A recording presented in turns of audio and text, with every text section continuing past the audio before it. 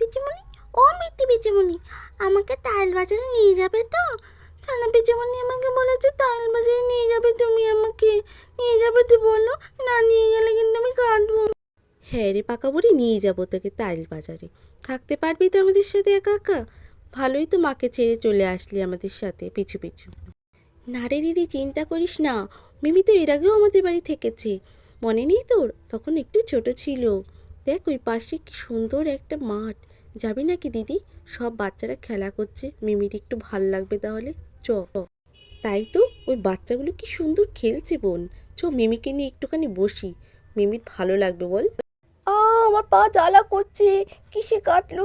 ওর বাবা, সাপ বোন, সাপ। ভয় করিস না, একভাবে থাক, চুপ করে থাক, একদম নড়বি না। বাবা, কত বড় সাপ, এ তো ভয় লাগছে। দেখি দেখি পায়ে কি হয়েছে। ও মা, পায়ে তো মনে হচ্ছে কেটেছে, সাপে কেটে দিয়েছে বোন। তুই চিন্তা করিস না, কাছে ওই যে হসপিটালে চ, আমি ভর্তি করিয়ে দিই, মাকে পরে জানাবো, বুঝেছিস? মা নাহলে চিন্তা করবে। তুই একদম চিন্তা করিস না, আমি আছি তো বোন, তোর কিচ্ছু হতে দেবো না, তোর কিচ্ছু হতে দেবো না বোন, তুই একদম চিন্তা করিস নি।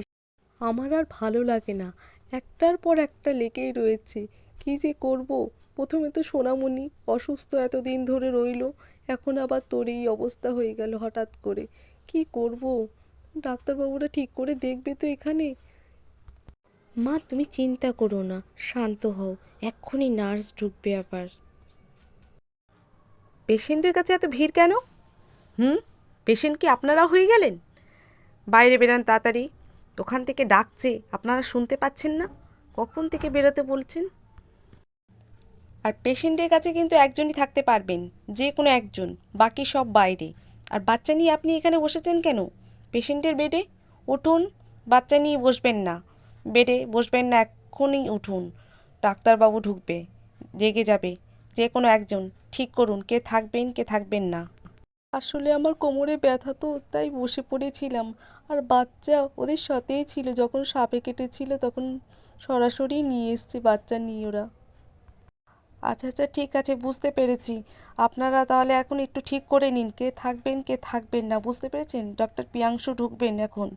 ডাক্তারবাবু আবার খুব কড়া একটু, এমনি ভালো ডাক্তারবাবু খুব।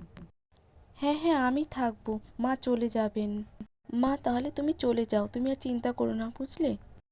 মা তুই সব সামলে নিতে পারবি তো? হ্যাঁ, নাকি তুহিনদের বাড়িতে একটু ফোন করে জানাবো সব কিছু?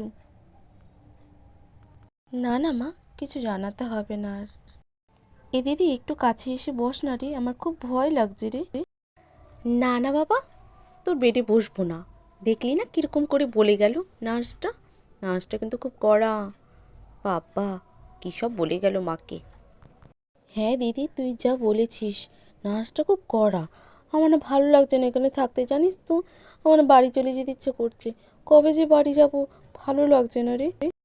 চিন্তা করিস না বোন, আমি তো আছি, আর ডাক্তার প্রিয়াংশু পড়েছে, খুবই ভালো ডাক্তার, সবার মুখেই শুনছি। আর দুদিনের মধ্যেই ছুটি হয়ে যাবে, চিন্তা করিস না বোন, ঠিক হয়ে যাবে।